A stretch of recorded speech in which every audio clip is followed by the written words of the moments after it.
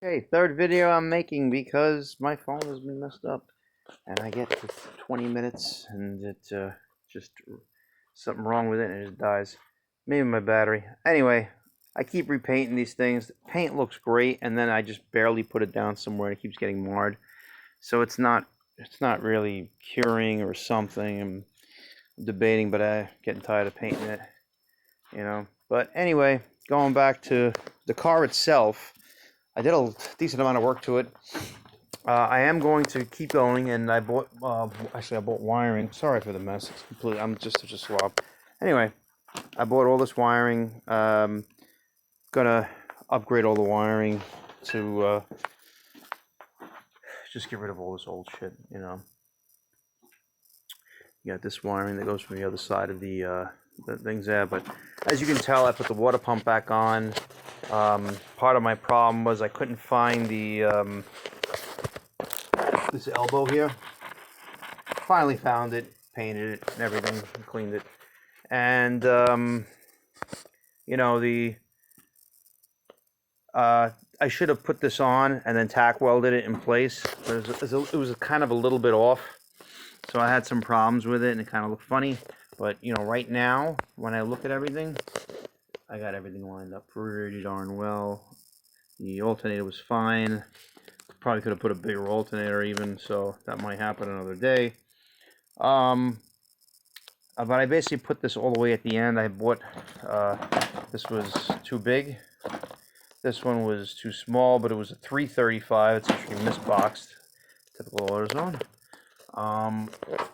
Like I said, I'm trying to make this video quick because I keep going through the same shit and then my phone gets messed up. But right there, okay, you can see that round rivet there.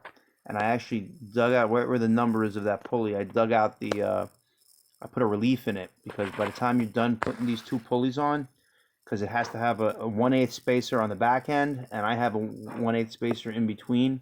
That's a big block Chevy air pump pulley that has the bigger water pump 4-bolt flange. I had to re-drill it for the other 4 bolts, for the smaller bolts, and I had to put a sleeve in there and weld it in and then cut it flat and everything because I had something else going on that my friend made me, but because this radiator is so big, it was going to hit. So I bought this aftermarket fan here.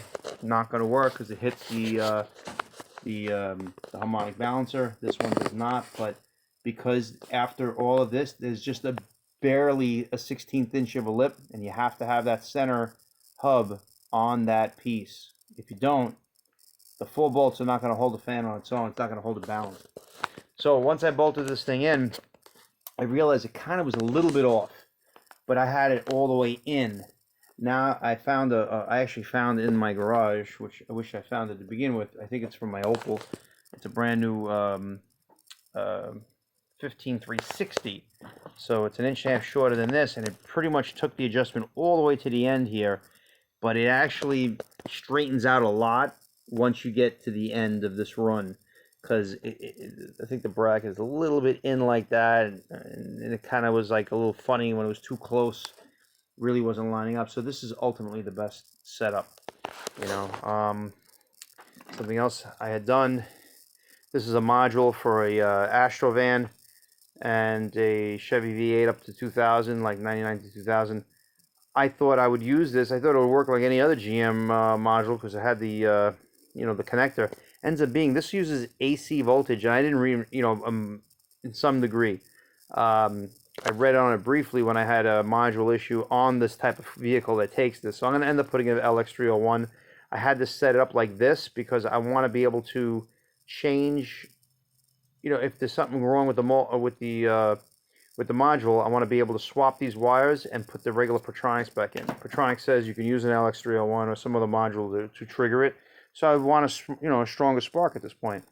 But I've got everything back in, got the hoses back on. I didn't put the fan in yet because I bought a 12-inch electric fan. I wasn't going to go so big because it ends up missing a lot of it because it ends up going down there, the 16-inch fan. So that will come on when the car reaches a certain temperature along with the regular fan, and it'll also come on when you put the AC on, unless you decide to put more than one fan. I'm going to get rid of a lot of these wiring. over here. And again, I'm trying to make this quick in case my phone dies and messes up. But this is all rotted inside there. I don't know if the camera can, but there's a whole bunch of crumbs everywhere, and you can see there's a rot hole right there. And I think that's why somebody started doing the headliner, and then they realized there's something wrong here. So I got a gasket for the windshield. Not sure about this glass. It's just all flat glass, so I guess somebody can do it. I got a bunch of these little plastic things. I'm probably gonna make my own wiring harness as opposed to buying the, because I bought also one that's all ready to go. But because it's meant like to have like a GM ignition, I think, and stuff like that. This is just that little key right there, because I got rid of the brake pedal thing, which is kind of stupid. You know, the thing on the side of the carburetor here that turns it on. I think that's absolutely retarded. So I just have a turn key, and it turns on this 100 amp or whatever amp I bought constant duty solenoid. You have to have negative and positive to be able to turn it on. It's a Cole Hersey. I've tried the cheap ones; they just don't work. I'm gonna get rid of all this wiring though. It's too much garbage here. You know, I'm just gonna take it all out.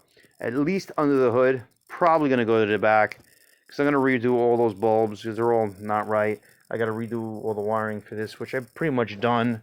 I just had them on the side here for about a fucking year. Inside here, but I got the see, I put all new wires here, but I'm gonna put a I have the right rubber huyas for that. Like I said, I have to redo all the things. Sorry about the mess. I know it's like, how does this guy take himself seriously on YouTube? Yeah, I have really lousy cleanup skills. I think my work is decent. My welds are little to be seen, less to be seen, less be, you know, to be bargained for, or whatever you want to call it. It's not that great, but I do decent work. When it comes down to it, I try to do innovative stuff. That's why that's why I tackled the electric steering, which really the biggest problem I've had with it was this damn paint. But that's about it. I want to keep the video short. Just some updates. Like I said, this car's going to have electric steering, AC, 12 volt, and disc brakes, dual master. I think it's going to be pretty kick-ass as far as mechanically is concerned. That's my goal. I'll get to all the small stuff, you know, eventually. I think it's pretty killer. So, really love the way the AC ended up fitting on here and how the belt is. It's going to work. I don't see why not. And, yeah, it's another reason why I didn't do the fan, because I got these hoses I got to make up to go where it needs to go. What's cool about this Chevy fan, Chevy radiator, is that it looks like this is what holds the harness. So the harness for the wiring for the lights will go one way, and then the AC stuff will go that way into the car probably, or just end there and go around like this, you know. So that's about it. That's my update on the Buick here. I finally did some other stuff to it, and can't wait to get it running and it to be really reliable. The other thing I like, I have I had that removed, and right there is a bung, and I don't know if you can see, but it's pretty much straight on with the hole that's here between the sway bar and this. So I'm gonna put a brass tube going straight down. So I'm gonna put the wing nut down, because it'd be hard to grab it, but I can go straight in, and I can go straight in with a brass tube, and I'll put the petcock at the bottom, and that way it'll be able to be drained without much issue, because you really couldn't get to the original one. You can't really get to this the way I had it, and that's why I took out the radiator again and had my guy weld it. TIG weld it. And that's it. Like I said, I'm going to get rid of these wiring. That's going to be the next mechanical feat on this. And it shouldn't be that difficult. It's too much garbage here, but I already have this kind of set up, so some relays. I'm just going to keep going with it and feed off of this, and then I'll have a separate thing inside the car, you know, and hopefully I have a step down transformer to 6 volts to run the radio and maybe something else. just in case, you know, like the heater motor or something like that. But definitely going to put the AC motor. I was thinking about an aftermarket AC box heat setup, just in case this is kind of funny, or the heat under the seat thing that it has is not that great, or the 12 volts is not going to be good for that motor or something like that. But I'll see. You know. All right. Thanks for watching.